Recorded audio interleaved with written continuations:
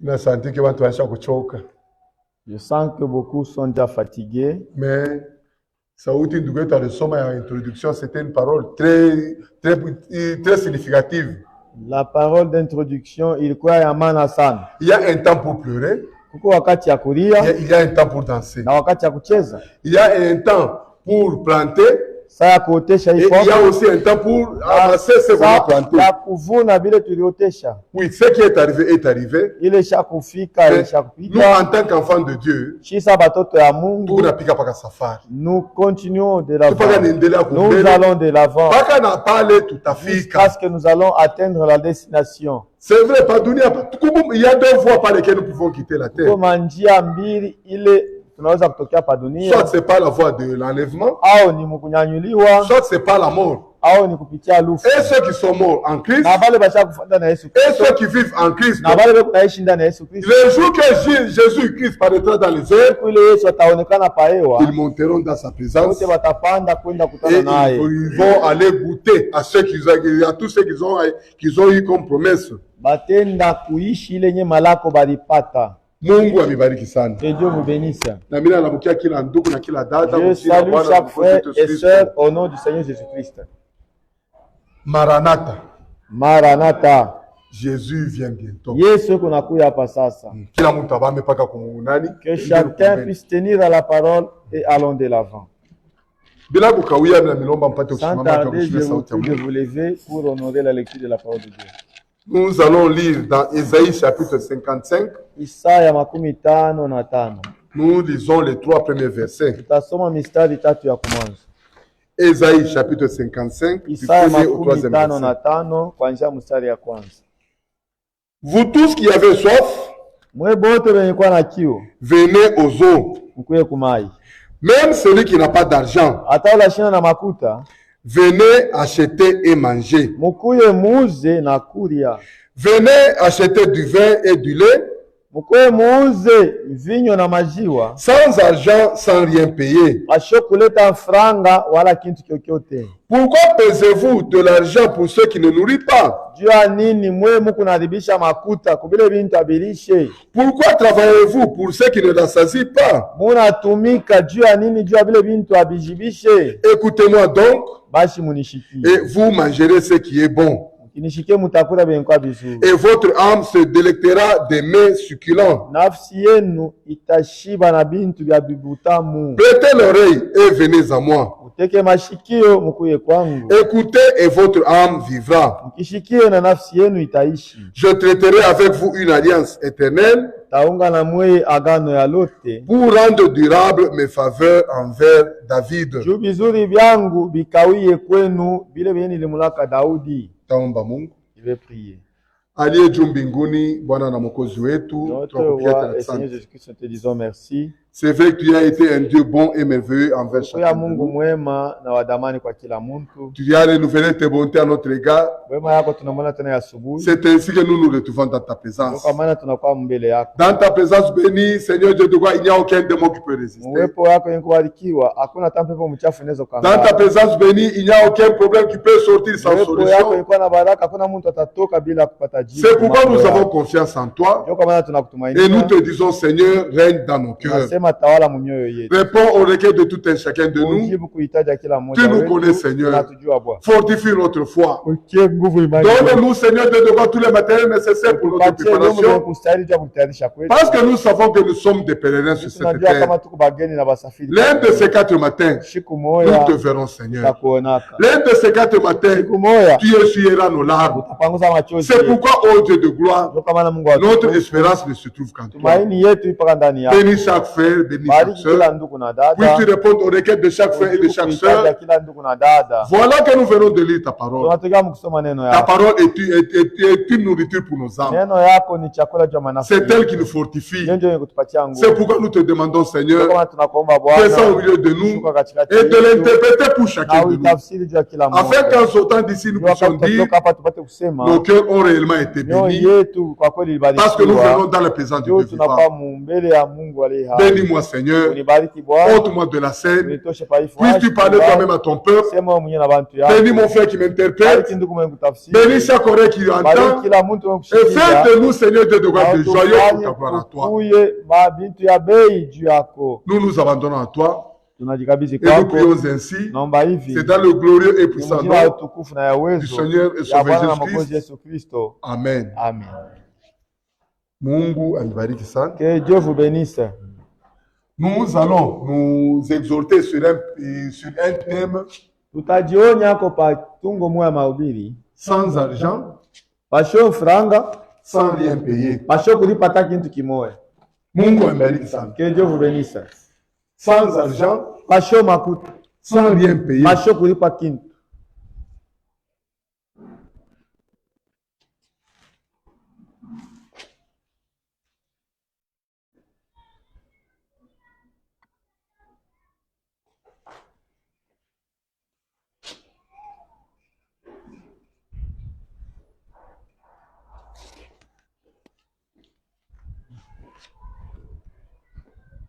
Mungu wetu atubariki sana. Que Dieu nous bénisse.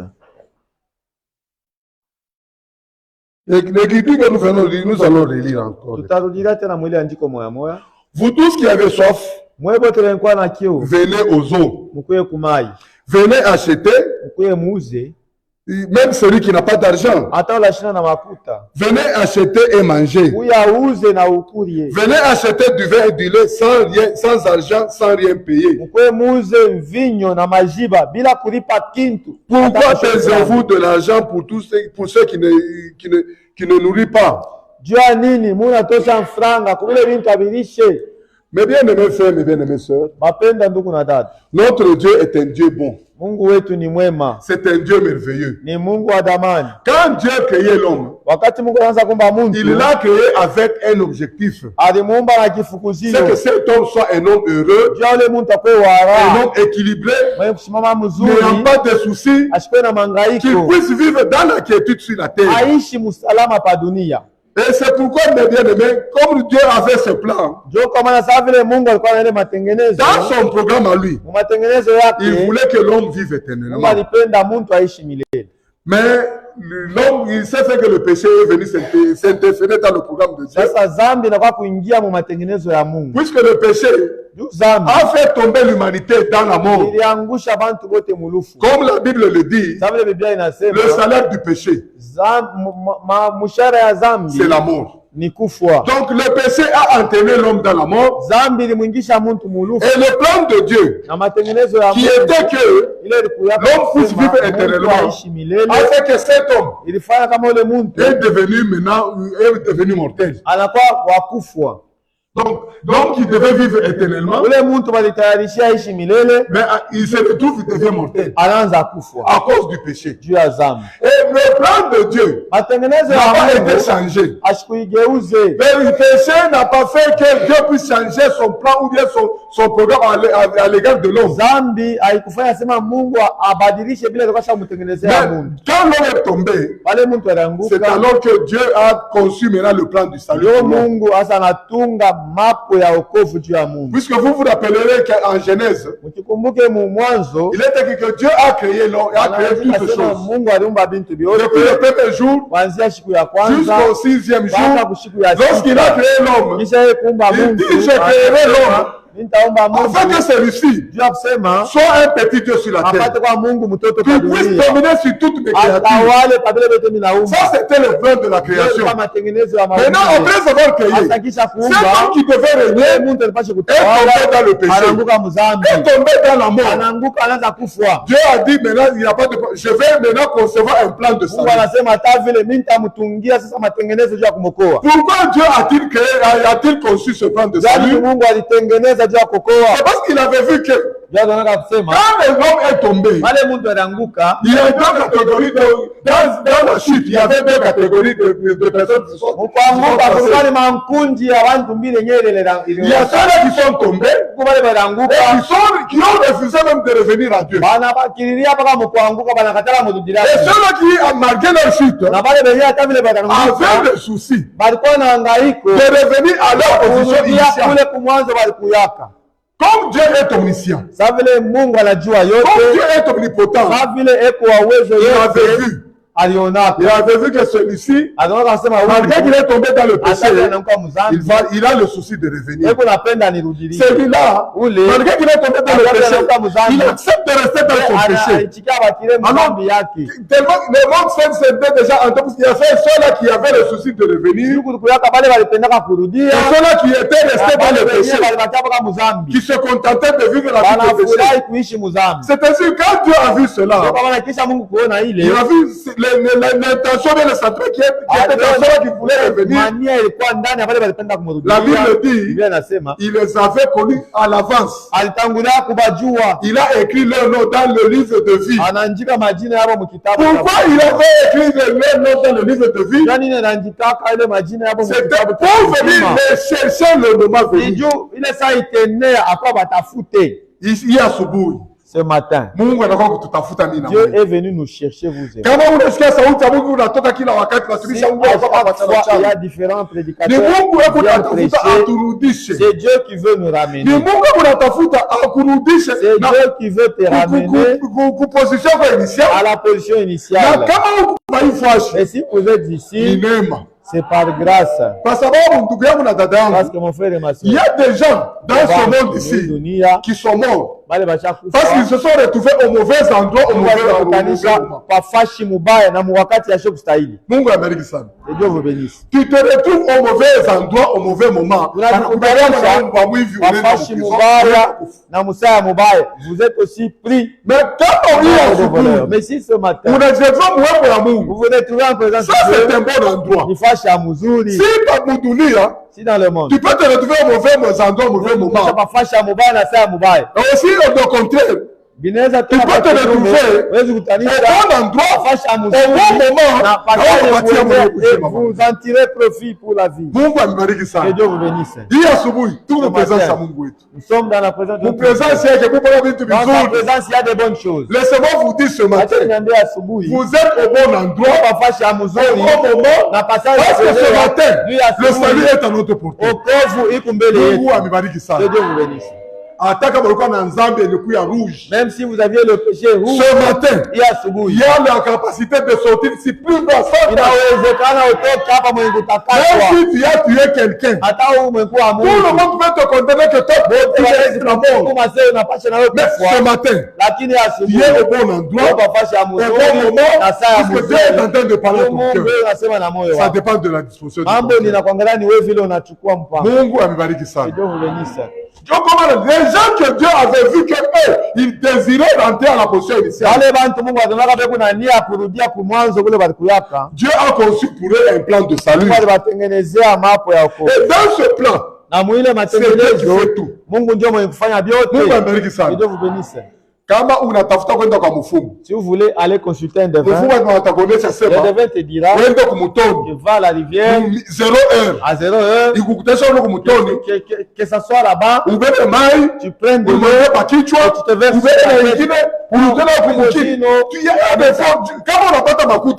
si tu trouves cet argent-là, toi aussi tu as participé. Quand le devin était en train de faire tes c'est ainsi que et cela peut être possible à ce que tu aies de l'argent. Mais dans le plan de salut de Dieu, Dieu veut ton bonheur. C'est lui qui fait tout. Le salut de l'homme demandait le sang. Qui devait verser de sang pour toi? Si c'est toi qui devais verser ton propre sang, tu allais mourir. Si c'était ton grand-père qui devait verser le sang, il devait y avoir quelqu'un qui pouvait verser le sang pour te sauver. Mais ton grand-père aussi était souillé, il avait besoin du sang.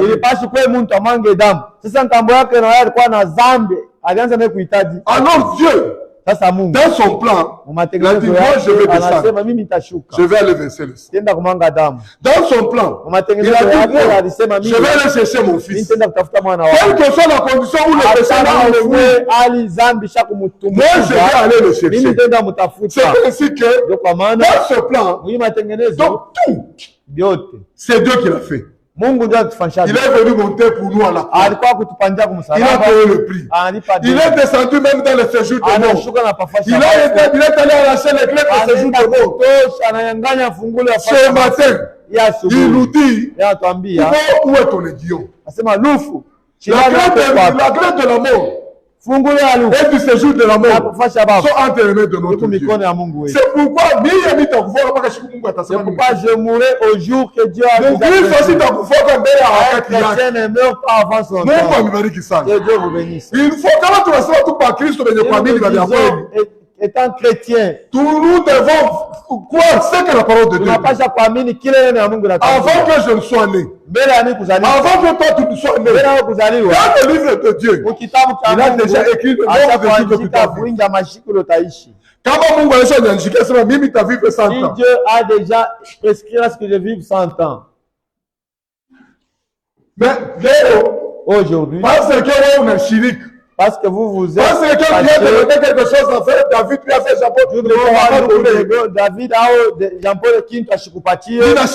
Tu dis que moi je m'en prends. Je ne pas le tuer. Notre Dieu n'est pas pareil. La mort, le fou, la clé de la mort, même le séjour de mort, sont entre les mains de Dieu. Même si nous venons ici, même si on larguait une bonne, si Dieu avait prouvé à ce qu'il vive 100 ans, il est candidat aujourd'hui, vous allez mourir. Mais moi, le montant n'est pas encore venu. Il faut que toi, ma conception, c'est conception traditionnelle. Si quelqu'un meurt, on l'a bouffé. Qu'est-ce qu'on a bouffé? Oh, c'est parce que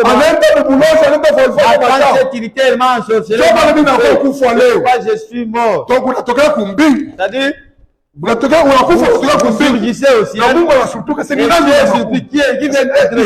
Oh, c'est Jean-Paul. Jean-Paul. Comment? Tu viens d'où? Cela n'existe pas. Quelqu'un meurt à son temps. S'il arrivait que c'est vous qui m'avez empoisonné, sache que le Satan va utiliser pour te charger. C'est mon jour de mourir.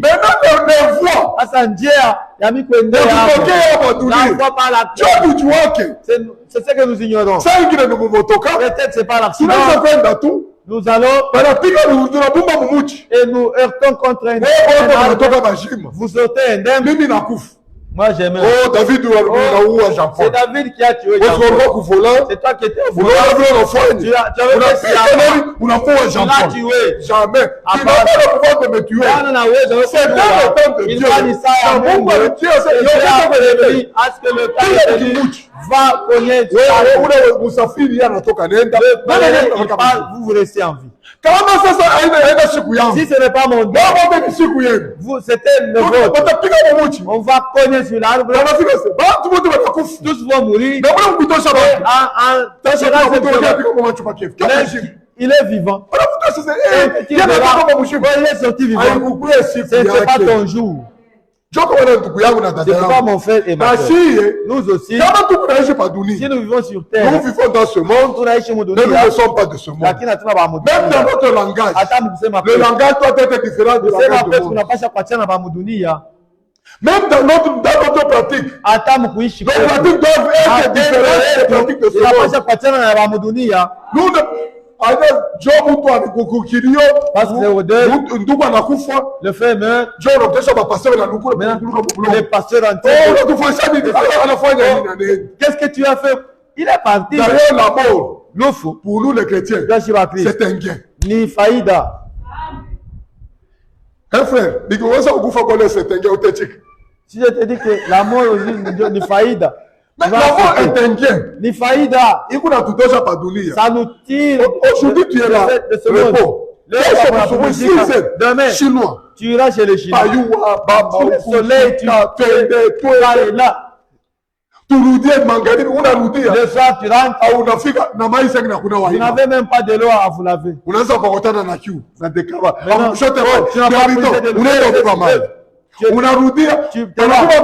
te donne à manger. Oh, je suis fatigué, je dors. Demain, Chinois. Chez les Chinois. Mais vous vous dites que vous vivez. Ça, c'est quel genre de vie? Si nous reconnaissons que ce monde, le prédicateur d'hier, il m'a beaucoup plu. Dieu nous a prêté. Il nous a prêté. Hein? Donc, cet enfant va votre fils, on vous l'a prêté. Ce n'est pas le vôtre.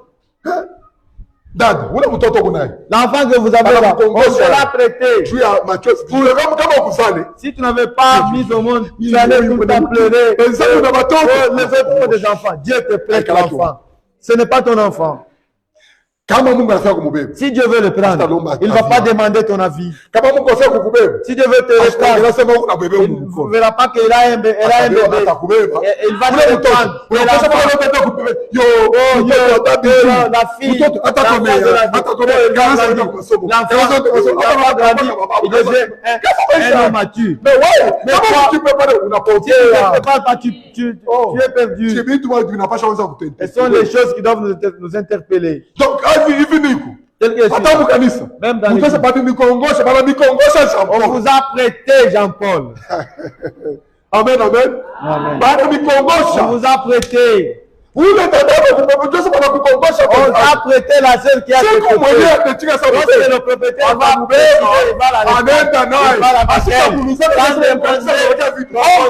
il ne va pas tenir compte de ton absence.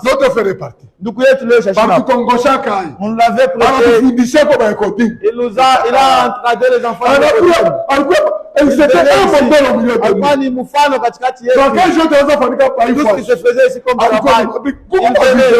Il y a des vidéos. On était en train de transporter les briques. De déplacer les briques. Il est à son âge là. On lui disait non, vous êtes vieux, mettez-vous de côté, laissez-nous. On était en train de se jeter. Et il prenait aussi. Il a créé les briques. Avec les frères Kalendou, les frères Branana, les frères Sylvain. On a travaillé avec ce frère au milieu de nous. C'est Dieu qui nous l'avait prêté. Quand le temps est venu, il a répondu. Il est parti. Il est parti. Et là où il est. Maintenant, il est un jeune homme. De 18 à 22 ans. Quelle grâce. Mourir en Christ, c'est avantageux, c'est un gain. Au ciel, il n'y a pas de vieux. Au ciel, il y a que la jeunesse de la vie. Donc, jeunesse. 18 à 22 ans. Ce sont ces gens-là qui sont au ciel.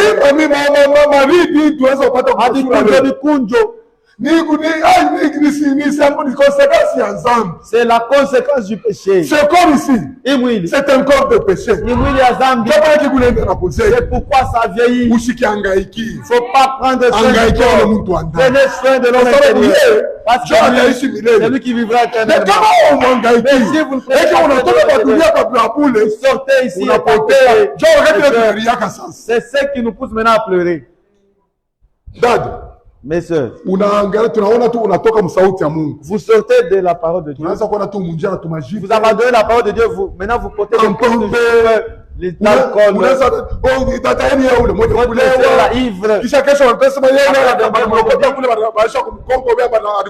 Elle est morte. Nous allons beaucoup pleurer. Là, nous pleurons parce qu'elle est perdue. Elle était dans la présence. Elle écoutait la parole. Elle est morte dans cette état. Elle est perdue définitivement. Mais si vous mourrez en Christ, nous allons pleurer comme nous avons pleuré hier. Nous allons chanter. Même si les larmes les soucis de cette séparation-là. Ce monde, il est toujours considéré comme une prison. Ce monde, c'est la prison. Dans la prison, il n'y a rien de bon. Ce ne sont que des choses qui sont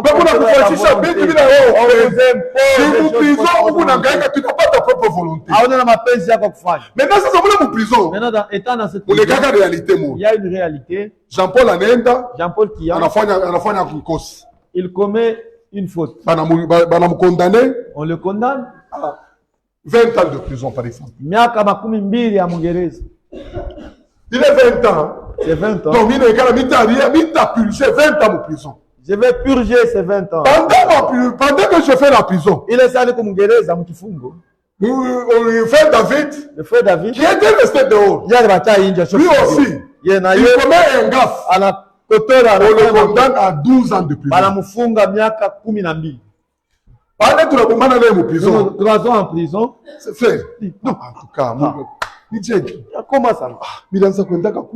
J'allais là-bas.